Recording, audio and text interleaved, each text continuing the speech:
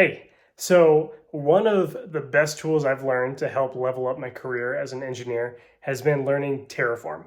Now, Terraform is infrastructure as code. It allows us to build, define, modify, destroy infrastructure all as code. So rather than pointing and clicking in the console, we just write some code, we push it out, it's scalable, it's secure, it's automated, it's perfect, it's awesome. Now, I've put together this absolutely free course, and these videos are going to walk you through that course step by step. And if you want to follow along, you can follow along on the video, but I also have it in my GitHub, again, completely for free. I'll put the link in the description below. So with that being said, let's go ahead and get started. All right, so we're going to start with module 1 of my Building with Terraform course. Now, I have a link in the description below if you want to go ahead to my GitHub, and you can download this course completely for free. But today we're going to start with an overview of infrastructure as code and Terraform, and then actually get hands-on keyboard and build out our very first resource with Terraform. So I'm going to go ahead and go into module 1 here. Now let's talk about what infrastructure as code is. And honestly, it's just that. We are codifying infrastructure. We are writing code that then creates infrastructure. And why is this important? Well, because the alternative is to manually create these resources. So I'm in AWS right here. Let's say I want to create a bucket. Okay, great. Create buckets. Let me give it a name. Maybe select my region. And then come in here. Maybe I want to make it public because I'm going to spin up a website or something. Click those. Turn on bucket versioning. Oh, I want to add some tags. Let me add my tags there. So as you can see, this is, it's kind of tedious. There's a lot of options here. And, what if we're going to create multiple buckets? I may be able to come in here and create this one bucket in, say, 30 seconds. But, what if I want to create 10 buckets? And what if they're in different regions or different accounts? It's tedious. It doesn't scale well. It's not automated. It leads to mistakes.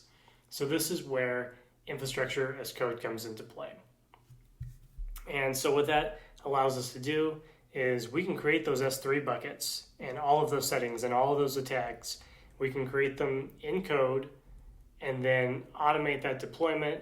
It's scalable, it's flexible, it's reusable. If I need to go and update my tags, I would have to go into every single bucket that I created and change the tags.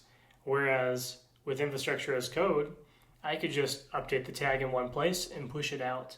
So there's a huge benefit to it.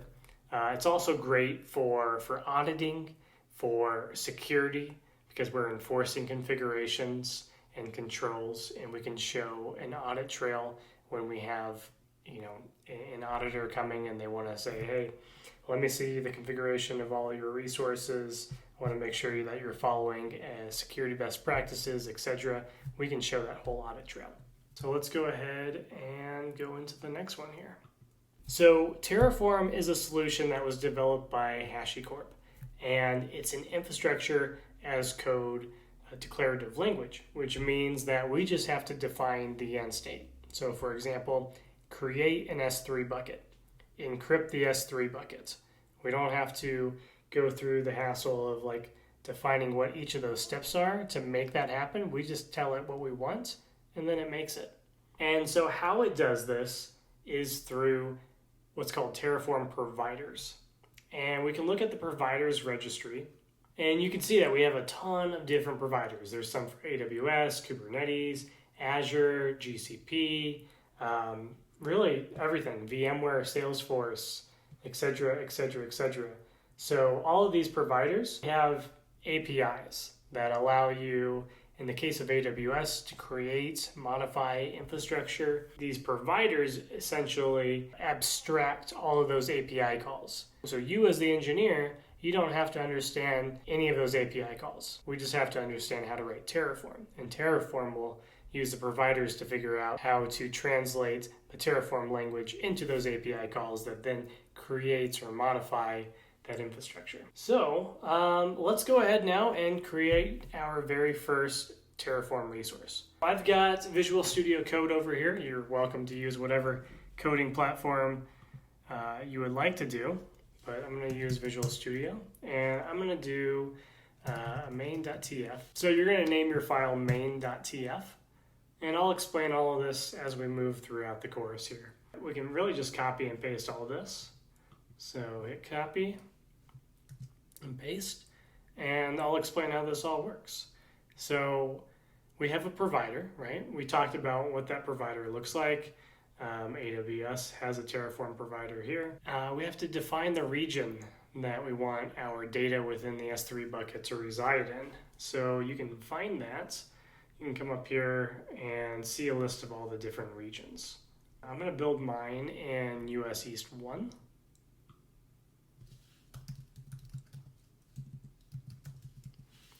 And then we have this resource here. So we have a resource block.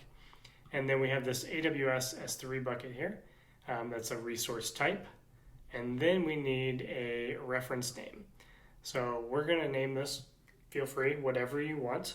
This is just so Terraform can reference this resource and understand, which resource we're talking about. So I'm going to just call it bucket 1. And actually, technically, best practice is to do the underscore. So the bucket. So with AWS S3 buckets, the name has to be unique, and you can see that in the console right here. Must be unique within the global namespace. So no two buckets that exist built on AWS can have the same name. So I'm going to give it Tyler's bucket and then just gibberish, just so I know for sure that no one else has that bucket name. And then we can tag the bucket. So these tags can be whatever you want. I named mine team. Because if you're in a production environment, which team owns this resource. So we can call it security. Again, it's whatever you want to do. And then the environment that we're going to deploy this resource in. So typically you might have prod or staging or dev. So I'm just going to go ahead and type in dev. So now we're going to get into some Terraform commands so that we know how to deploy this. We're going to run these commands within what's known as the configuration directory, which is going to be where the main.tf file is. So as you can see, main.tf, I am in this directory, users, Tyler, documents, YouTube. So this is my configuration directory. Now let's talk about these commands real fast. The first command you're going to probably run is terraform init. And so this is what's going to initialize the directory, and it's going to prepare for your code to be run.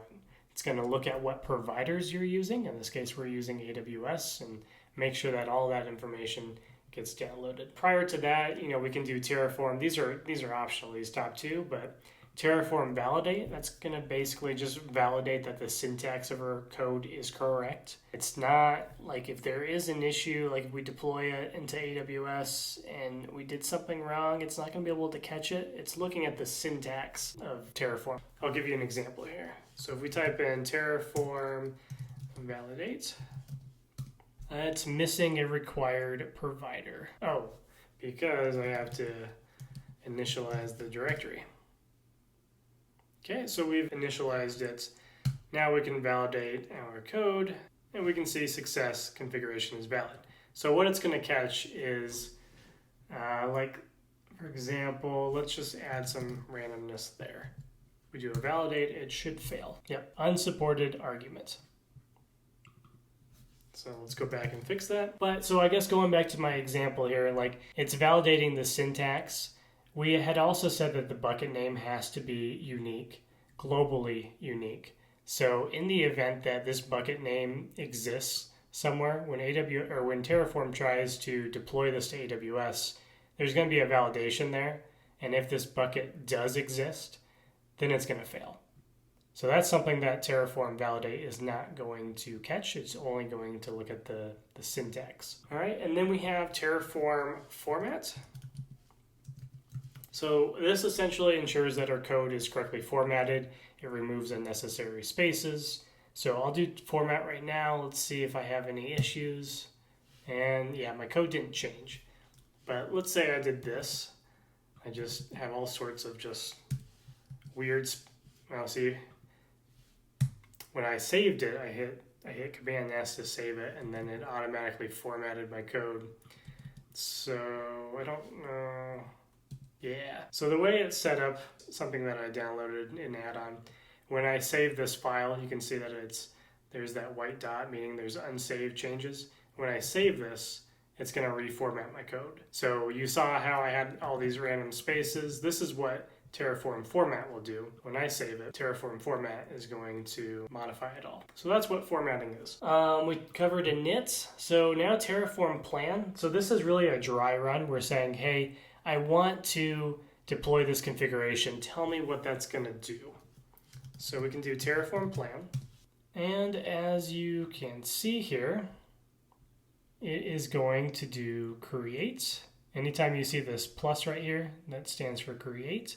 So Terraform will perform the following actions. We're going to create this resource, and here's all the different attributes of an S3 bucket. And those are things that we could have clicked in the console, but we can also define those as code as well. But like I said, we're keeping it simple for now. We're just going to create the bucket and then the tags as well. We can verify that all looks good, and then we can go ahead and do a Terraform apply. And so Terraform apply by default is going to also do a dry run, similar to what we just saw there. We can verify, okay, we're going to create a bucket, we're going to assign these tags, but it's going to ask you to confirm that. And if I type anything else like that, it's just going to cancel. So what you have to do is, it tells you right here, only yes will be accepted to approve. So you'll type in yes, hit enter, and now we are creating that bucket, and it looks like it was created just fine. So if we go into the S3 bucket here, let me refresh that, we can see that I have that new bucket right here, Tyler's bucket. So we created the bucket. So, and I realize I have a typo right here. This should actually say Terraform destroy. So what that means is we can delete our buckets via this code. So we'll type in Terraform destroy, and then we will confirm that.